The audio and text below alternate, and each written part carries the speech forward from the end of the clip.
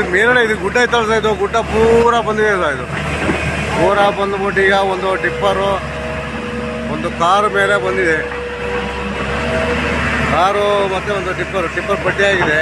ಒಂದು ಗ್ಯಾಸ್ ಗಾಡಿನ ದೂಕಿದೆ ಸೈಡಿಗೆ. ಈಗ ಹಿಟಾಚಿ ವರ್ಕ್ ಮಾಡ್ತಾ ಇದೆ ಸರ್.